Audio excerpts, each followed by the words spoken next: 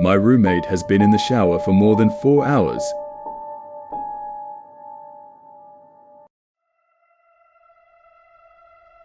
So I got home at around 11 p.m. Late night at the office turned into an even later night at the bar.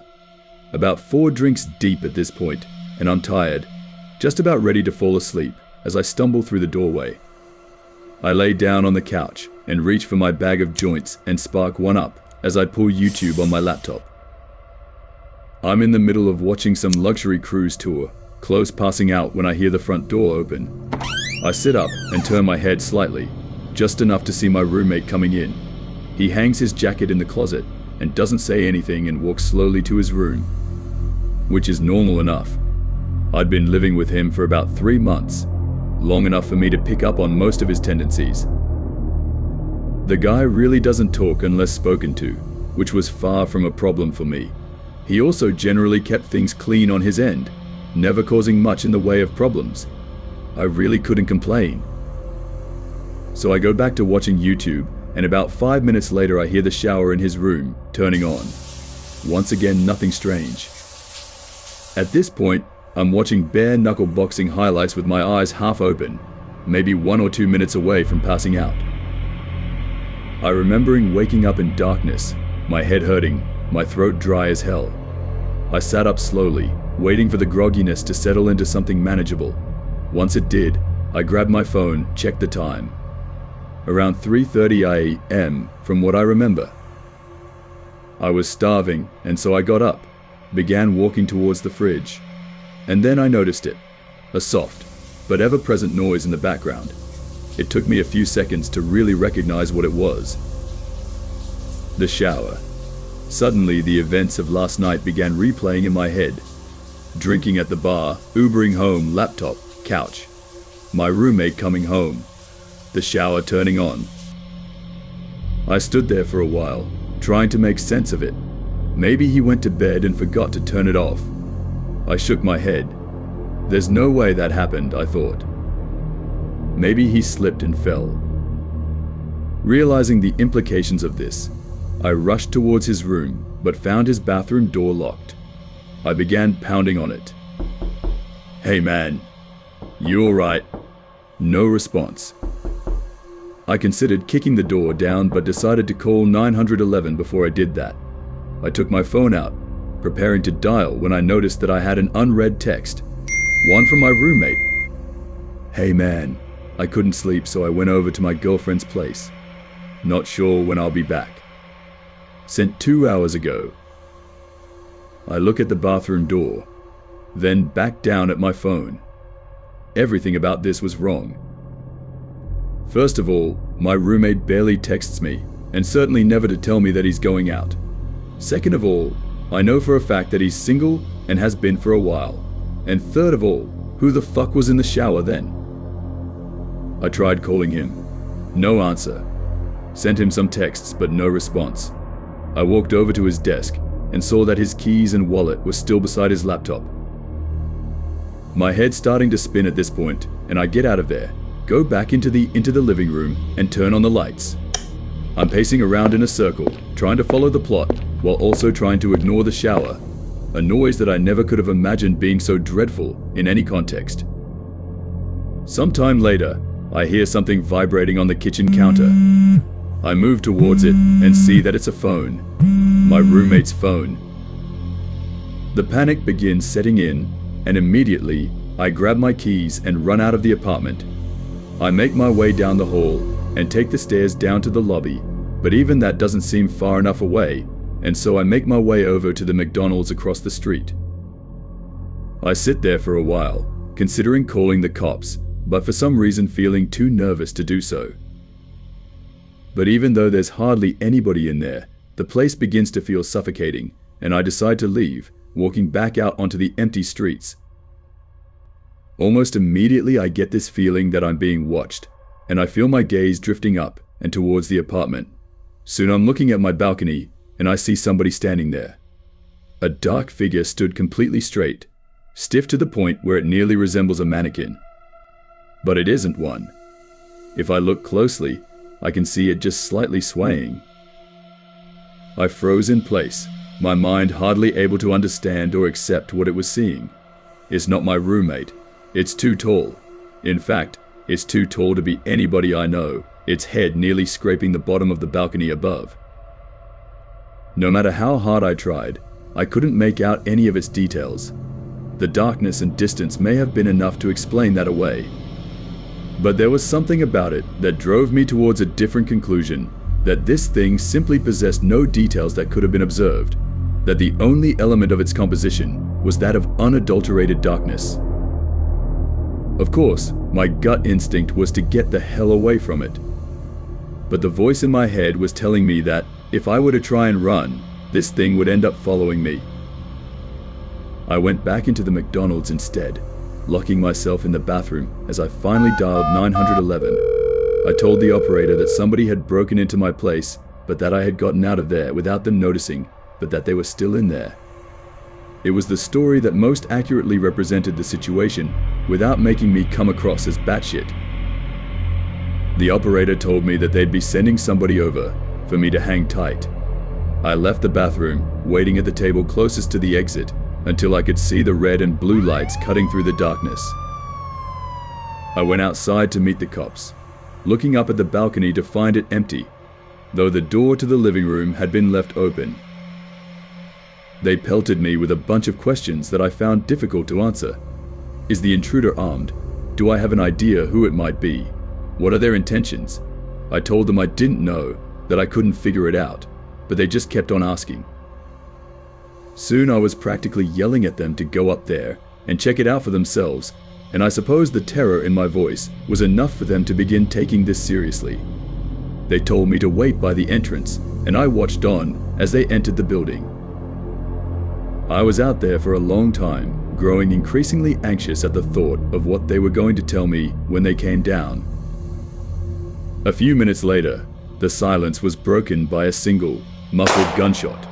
My heart dropped into my stomach, and I continued to wait there, unsure of what to do otherwise. 20 more minutes of silence, and the officers still hadn't come down. Soon I could hear more of them approaching in the distance. Before I knew it, 4 more cop cars had pulled up around me, and the scene had fallen into chaos. Officers shouting over each other and into their radios, more questions being hurled my way, none of which I was able to answer. The next few sequences were mostly a blur, but I remember the building being evacuated, the tenants frightened and confused as they were ushered outside while the officers became more and more frantic. I remembered hearing more scattered gunshots, some screaming, other noises that were difficult to make sense of. There were a few lapses in my memory after that, but I recall being pushed into the back of a police car. After being driven to the station, I was led into one of the interrogation rooms where I found 2 nondescript men in suits waiting for me. They didn't introduce themselves and immediately went into a series of questions, each one more bizarre than the last. What company was your roommate employed by? What was the nature of his job? How many different people have been inside your apartment since your roommate moved in? Have you ever heard voices inside the apartment from the hours of midnight to 3 a.m.? Voices that did not belong to your roommate? Have you ever seen a circle of people standing outside of the apartment from the hours of midnight to 3 a.m.? People that were exceptionally tall. And one of the most unsettling ones.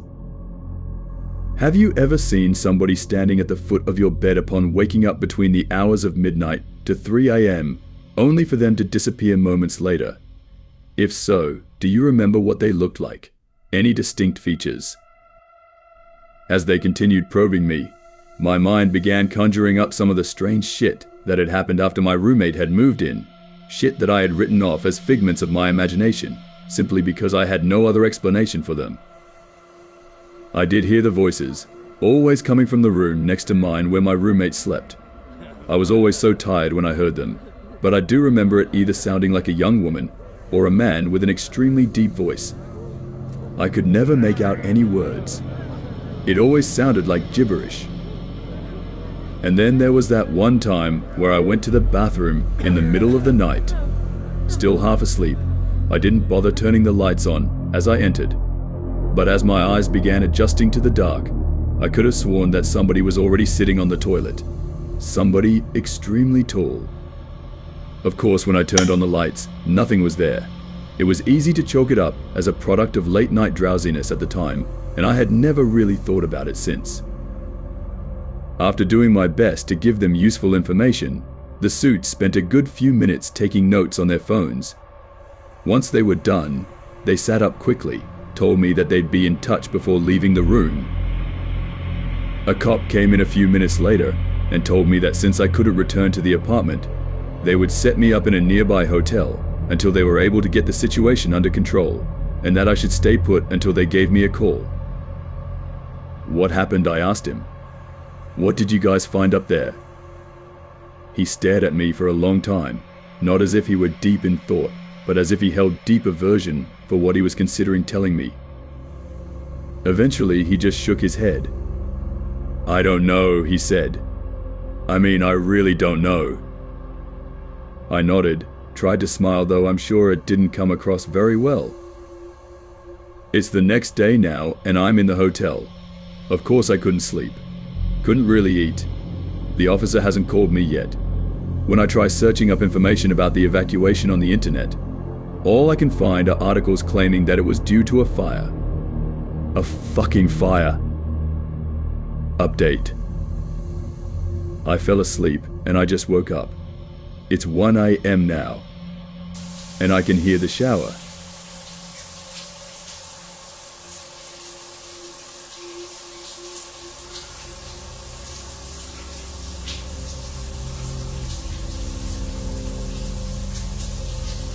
My wife is lurking in my childhood photos.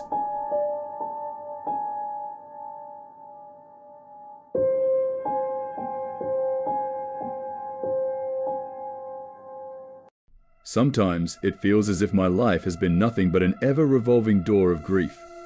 I'm only 34 years old, and I've lost everyone to death, rejection, or diverging paths. My parents, my sister, my childhood friends, and countless other loved ones. I feel numb, directionless. Above all else, I feel angry. I hate the world for taking them from me. I hate life for dealing cards from a rotten deck. My mother passed last year. She'd been fighting a lengthy battle with dementia since 2019. I didn't cry when she died. I had nothing left in the tank. I'd already endured small, painful pinches of grief over the years. I grieved whenever she lost a piece of herself. I grieved for every one of us that she forgot, whilst there were still those of us left to forget. Those 4 years fragmented me. Mum and I were so close, and it broke my heart to see her very soul disintegrate. She was my only remaining family. My dad and my sister died when I was young, and slowly everyone else vanished too. I can't explain it, but in spite of her deterioration, I think Mum held on to life for me. I worry, Brennan, my mother hazily said. You're safe, Mum, I said. You don't need to worry. No, I worry about Brennan, she interjected in a fluster. I'm Brennan, Mum. And I'm fine, I said, sighing. I worry, she absent-mindedly whispered. When my mother died in February 2023, I was left with one person in the entire world, Olivia. I counted my blessings to have a darling wife who would always be by my side, until I realized how terribly true that might be. Whilst I was clearing out my mother's attic, I found a box of photo albums, dust-coated antiques that I'd never seen before. Too many painful memories, perhaps. But a tinge of warmth spread through my body as I eagerly flicked through the pages. A fuzzy, forgotten feeling. I remembered being happy as a child. I was surrounded by family and friends. I lovingly tore through the pages, and I was moments away from shouting for my wife to come up to the attic. But then I noticed something bizarre. Olivia was standing in the back of a photo. It was a picture of a day at the zoo with my parents and my sister. Through metal bars, at the opposite side of the lion enclosure, I could see my wife standing there, someone I didn't know as a child. But it was her. There was no doubt about that. Distinctive black hair, fair complexion, and petite physique. She wore a thin, knowing smile that seemed unbefitting of her, or any version of Olivia that I'd seen before. My stomach gurgled nervously, but I smiled and laughed it off. Uncanny, I whispered to myself. Obviously, it couldn't have been her, I told myself. We're the same age, and she would have been a child at the time. It's just a doppelganger. I carried on flicking through the pages, and then a lump formed at the surface of my throat. My wife appeared again. This time, it was a photo of our family's Christmas gathering in a restaurant. And outside the window, beneath a smoking shelter, a solitary figure stood and watched us. It was Olivia, or a woman who, yet again, looked identical to my 33-year-old wife. Once is nothing, twice is a coincidence, I muttered uncertainly. I frantically tore through the photo album as sweat collected in thick, icy trails on my colorless cheeks. Olivia was in every photo, and she looked no different from the present day. The same woman, always lurking somewhere in the background, discreetly watching, ever wearing that foul grin. My heart thumped fitfully. This was no longer an oddity, a funny peculiarity. It was unsettling enough to see evidence of a person stalking my family, but a person who hadn't aged in 33 years. It was sinister. It defied everything my logical brain knew to be true. I found myself trembling in terror and clawing at my hair. I had stopped turning pages. After seeing my wife skulking in dozens of pictures, I hadn't the stomach to continue, but I couldn't tear my eyes off the page before me. It was a photo captioned, "Yummy Cake." Brennan's 10th birthday party. I was sitting in the back garden on an overcast day. A decadent chocolate cake sat on my lap. My jubilant friends and family surrounded me. I was midway through blowing out 10 candles, and the flames leaned away from my pursed lips. There she was again, hiding in a photo from the year 2000. Olivia would have been 10 years old, just like me, and yet the camera told another tale. This time, my fully grown wife cowered behind the short fence at the rear of our property, but the top of her head peered into our garden, and I could distinguish her distinctive black hair. Her eyes were bloodshot and thirsty. She was, perhaps most hauntingly, eyeing the camera. It felt as if she could see me in the attic. "You're losing your mind, Brennan," I thought, eyes still unable to look away. "This isn't real. It's all in your mind." A sudden wisp of wind extinguished the attic light. My body shivered uncontrollably, and I found myself wrestling with an undeniable thought. It sounded like lips blowing air. Trying to steady my breathing, I anxiously patted the floor of the blackened attic. I wish I wouldn't leave my phone in stupid places, I thought. I wanted to leave, but I didn't trust myself to maneuver through my mother's cluttered attic in the dark. And then my fingers brushed over a familiar, smooth surface. Gotcha, I thought, before picking up my phone and turning on the flashlight. I screamed. The birthday photo had changed. The candles on my cake were gone, and I was sitting all alone. No family, no friends, nobody, not even Olivia. I stumbled to my feet and dropped the book. The floorboards moaned as I shifted my weight backwards. I had to get far from that cursed book, that cursed attic. I twisted to run for the attic door, but I didn't move beyond that first step. My torchlight illuminated something horrifying. Poking her head through the attic opening, Olivia smiled at me. Her eyes mirrored those in the numerous photographs I had just seen. Her pupils seemed darker, wider. Red veins painted the corners, and her eyes rippled ever so slightly, as if they were not really eyes at all. I don't know what happened to the woman I married, but that wasn't who eyed me from the attic door. She was a horror, some rabid mouse that had soundlessly slithered up the stairs and the ladder. My wife giggled. "I'll eat you from the inside out," she said. And then the woman plummeted through the attic door, disappearing from sight. Thinking only of escaping, I lunged for the open door, but something seized my ankle, chaining me to the attic. I spun to face my shackle, and my mouth parted in wordless terror. From the open page of the photo album, Olivia's twisted arm and face had emerged. She offered a toothy grin and unhinged eyes as she attempted to pull me into the picture. Vile bile, so rich, and without consummation, it becomes complete, she muttered. I cried in agony as I was dragged to hell by the thing that I had loved for 3 years. A hellish demon I had believed to be my wife, but it seemed I truly had nobody left. Nothing but a cancerous tumor clinging to my very essence. It was draining the last of my pain, the last of my suffering. I closed my eyes and thought of my loved ones. The loved ones I was certain I would shortly see again. As the terrifying, demonic limb pulled my leg into the photo album, I prepared to meet whatever fate awaited. All of that anger, the years spent in a perpetual psychological nightmare, for nothing. I visualized my mother's smiling face, and a calmness swept through my mind. "I worry about Brennan," she said. "I'm fine," I started to fib, before deciding to unburden the weight on my chest. "No, I'm not fine, Mum, but I will be," I hoped. Suddenly, the hissing ceased. All sound ceased. And when I opened my eyes, my wretched wife was gone. My ankle was no longer merging with the laminated plastic, but it throbbed painfully. The bottom of my trouser leg bore claw-shaped tears, and it was stained with fresh blood. To be certain the entity had vanished, I cast my phone light onto the book, and the picture of my 10th birthday had returned to normal. I wasn't alone.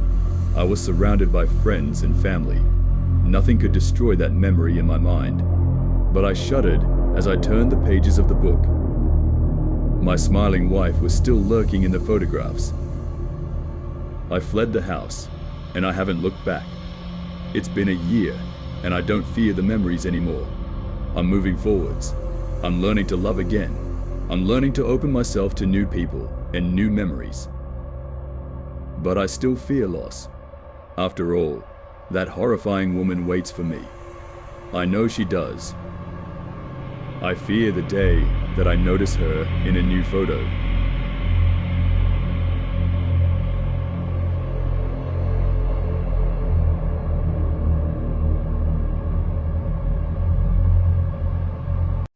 There is a customer none of us are allowed to serve.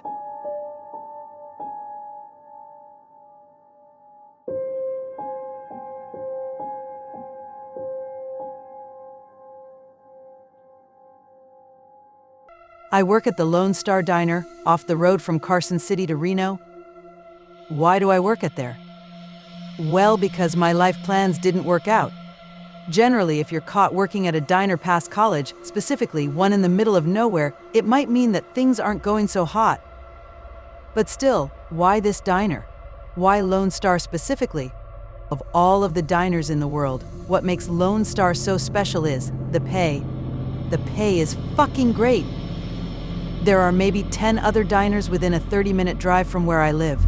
Most of them average out to a little over minimum wage. Meanwhile, Lone Star is whipping up a mean $50 an hour. And that hourly rate is due to one single, solitary reason, no matter what anyone tells you. It's because of him. My first day on the job was fine, more or less. I'd worked customer service before, so I felt like I could run with the strange surprises that came unique to diners. I was able to adapt to the inconsistency of the rules pretty quickly. Unwritten rules, like some areas in the restaurant need to be spotless at all times, others, boss lady couldn't give less of a shit about. Serve customers quickly, but not too quickly, asshole. Customers here don't actually like it when you show up too fast. Give them some time to feel the floor under their boots, to miserably stare ahead and mourn what could have been. You know, diner stuff. They're here because they want to be alone. Of course, vaguely defined rules extended to the cooks as well. If you were somehow secretly celebrity chef Gordon Ramsay in the flesh, your mandate was to keep your damn prowess to yourself. Your job is to make the classics as decently as possible. Not bad, but not amazing. Just poor enough to be really good. That's what the customers are here for. As the weeks unfolded, I rose, or I suppose crouched to the occasion quite well. You want intentional, pinpoint precision mediocrity? You've come to the right person. Most of the patrons just wanted coffee and brunch, brought to them at medium speed, with a semi-predictable cadence of waiter or waitress check-ins afterwards. Done, done, and done. Not one for subtlety. One day I finally decided to ask my boss the question in the middle of a shift. I didn't want to ruin a good thing by doubting it, but fuck me if I wasn't a little curious. Not a full look at the gift horse's mouth, more of a skeptical side eye. "Why $50 an hour?" I asked. She didn't even look up from her task at the register, methodically counting out bills. "Said it on your first day, you got to be good at following the rules. And when it's an important rule, you'd better be damn well perfect. High expectations here." I made a face. "Right, high expectations." "You think I'm joking?" she asked. Why did I even speak up? I thought. I just think you're running a really cool operation here. Cooler than you might realize. It's still work, but the whole thing seems fair? I replied. She looked up from her duties and shot me a stern look. "I don't run this ship, and following the rules here means that you take care of yourself," she said. "I'm sorry?" I asked. "I am your employer, sure, and I'll pay you well to be here, sure, but you should be aware there is plenty more going on here than just you and this diner," she said. She glanced down at her watch, then sighed. "I usually save this speech for the end of the month, but you already caught me halfway through it. So, if you don't think you have it in you to follow instructions clearly, without protest, and without asking too many questions, then you should leave. Quit, no harm, no foul. A week's worth of pay on the house," she said. The conversation sputtered shortly after that. I tried to find an opening to ask more about what she meant, but she was closed off to the topic moving forward. And you know what? That was fine. If she wanted me to put my head down and just do the work, I could do that. And work I did. And things were good.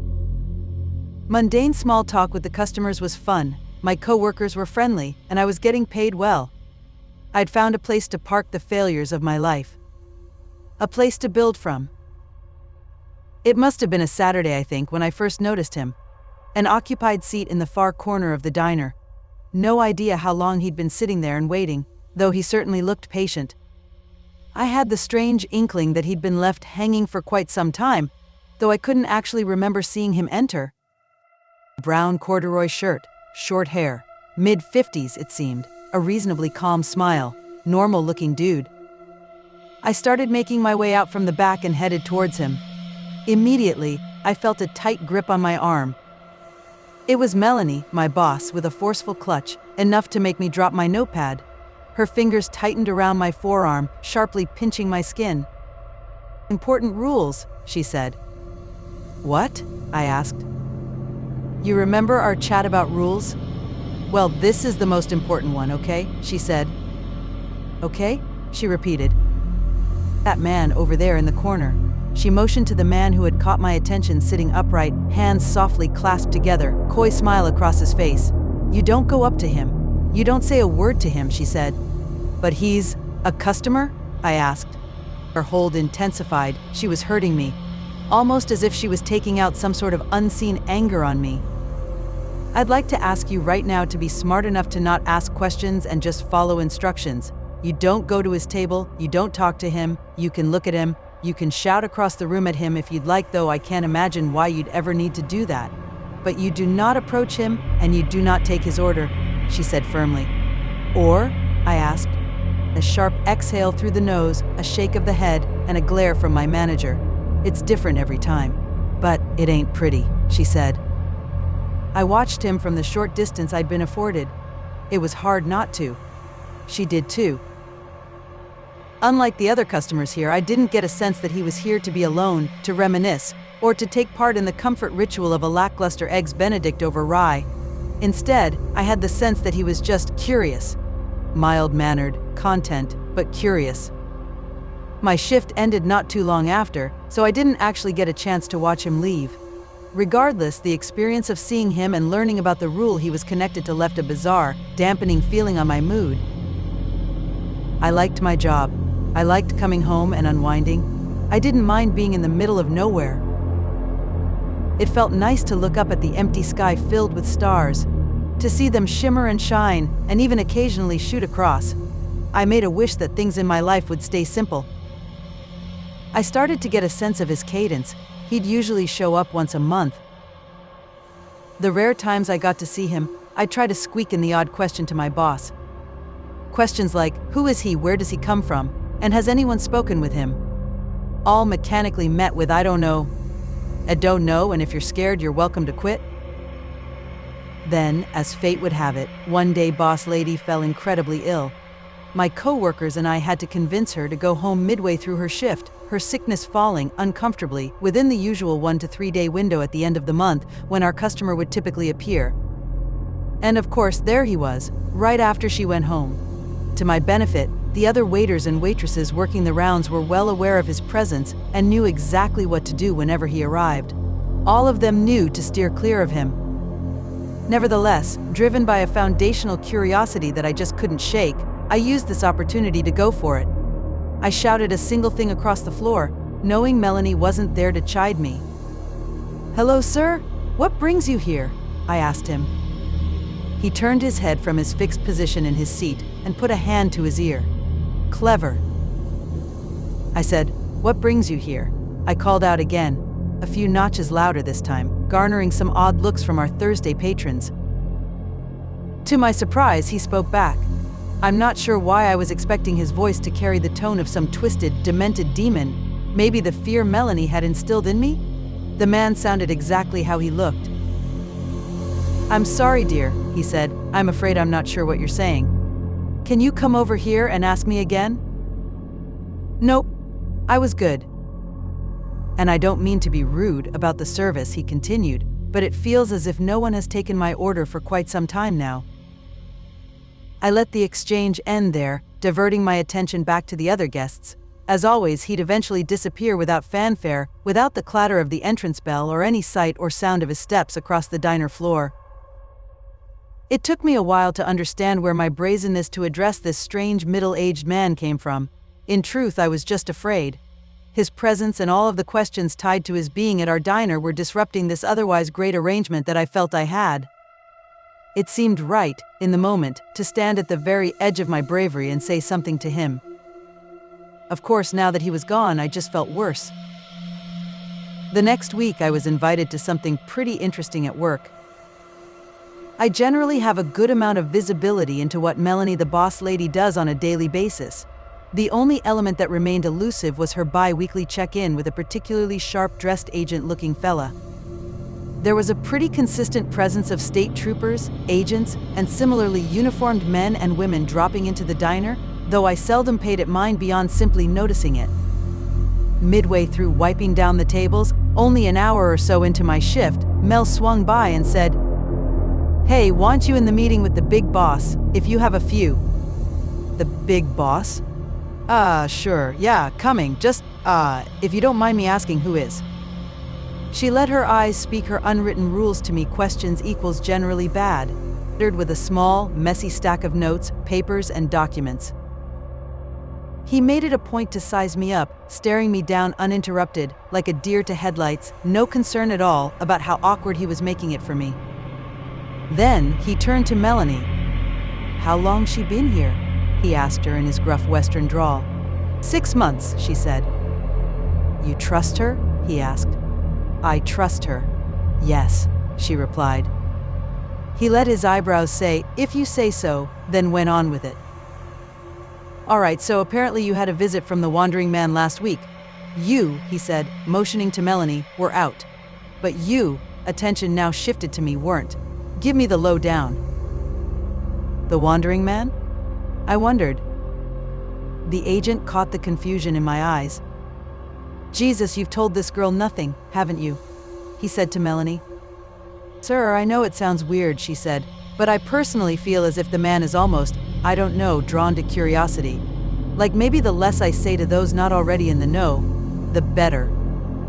"Wandering man," the agent cut her off, "is our nickname for the fella that sits in the corner of your fine little establishment. Or should I say, the state's fine little establishment." "I'm sorry?" I asked. "That's correct. The state's." "Congratulations, Mayim, you're part of a government operation." The Wandering Man, not just a cutesy little nickname but our legal definition of this tricky little problem, is a phenomenon we discovered many years ago. At the time, he would just walk the desert landscape, chatting up unsuspecting strangers with bizarre questions. Everything fine, all hunky-dory. A little weird, sure, but nothing illegal. However, I asked.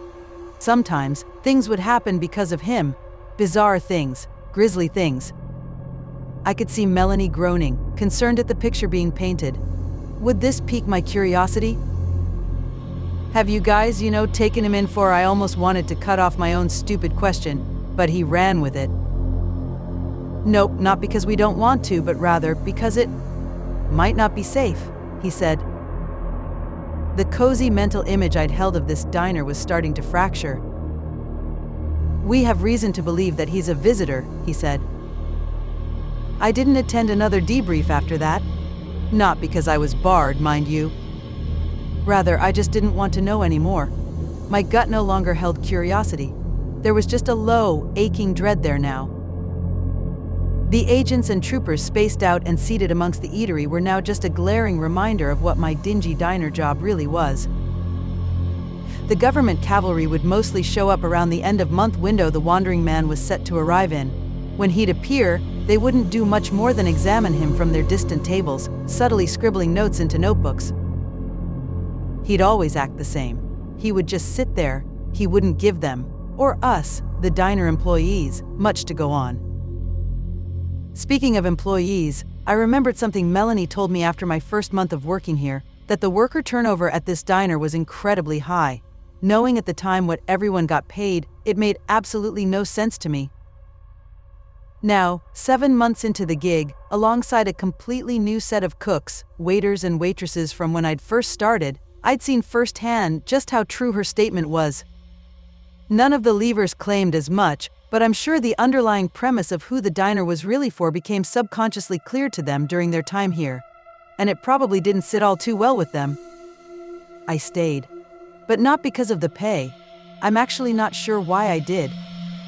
We had a new cast of rookie employees now, the ones who understood the vague terms of the situation, just as Melanie, I, and all former employees did, stuck around.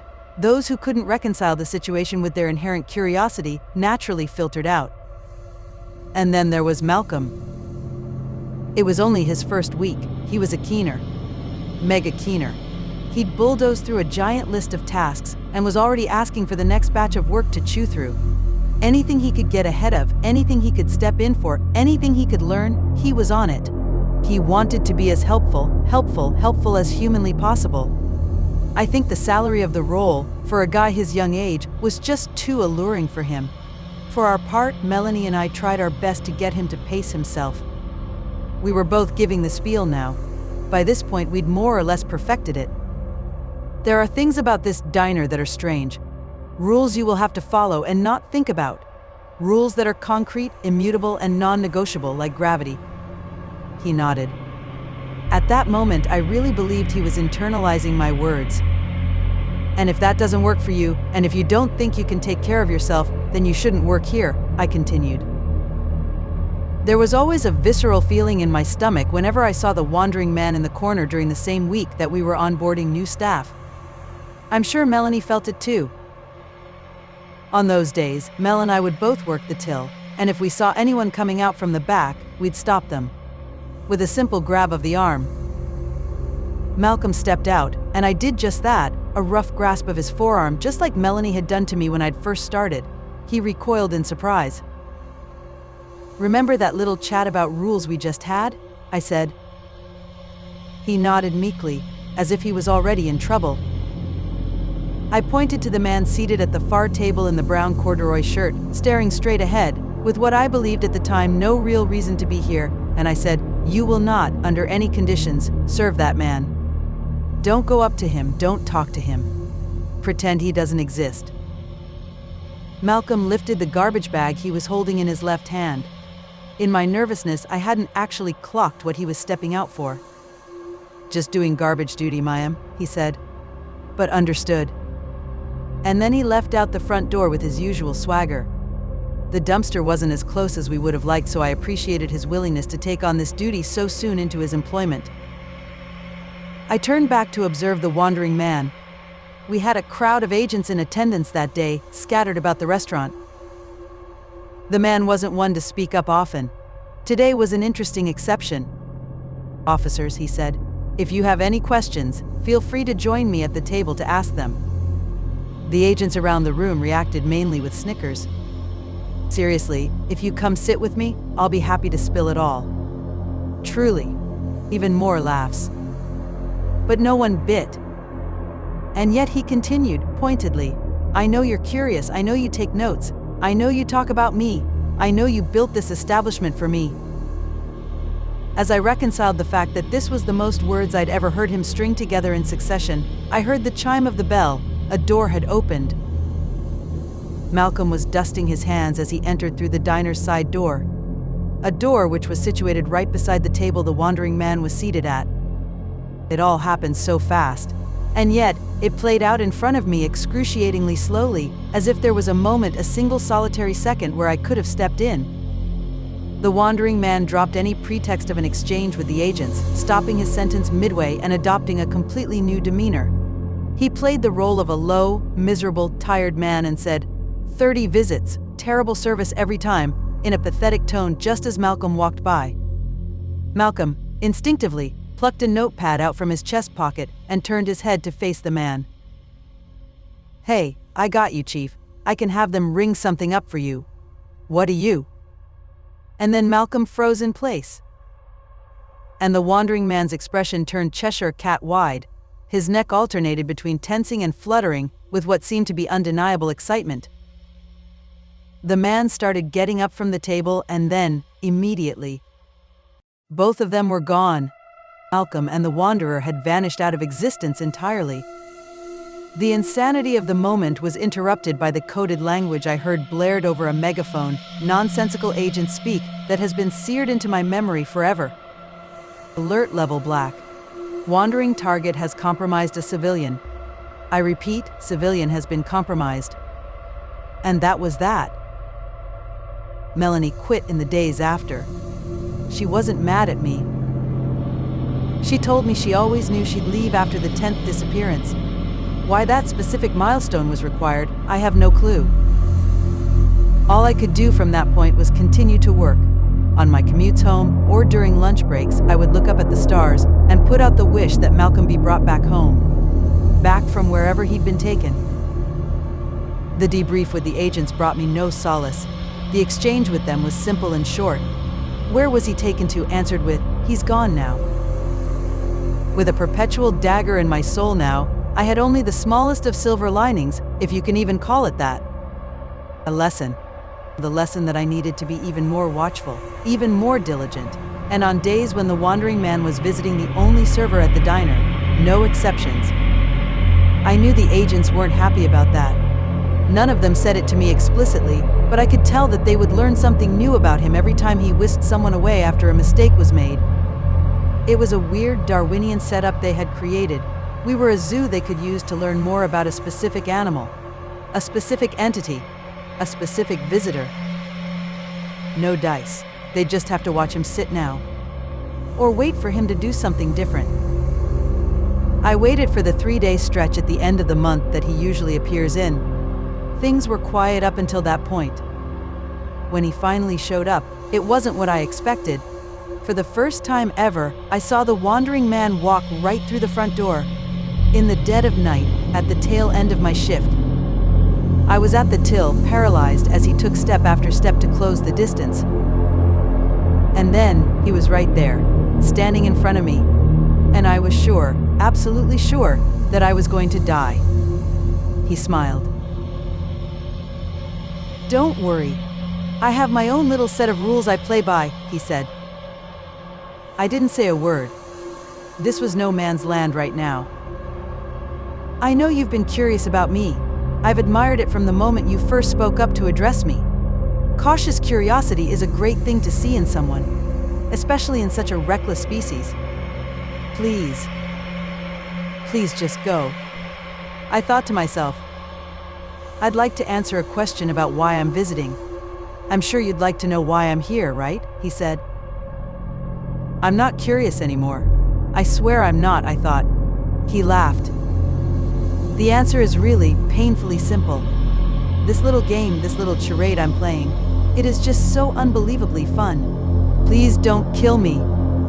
Please, I hoped. You truly have a wonderful planet.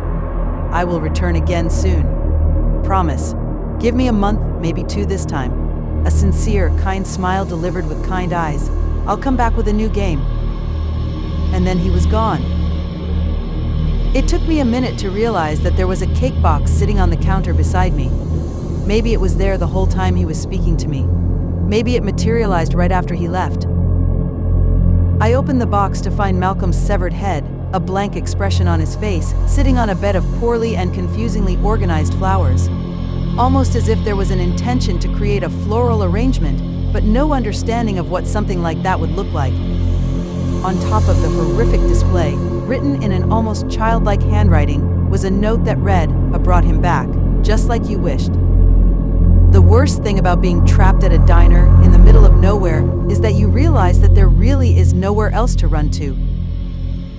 Every single part of our planet is blanketed by stars, by open sky. Someone could drop in any time,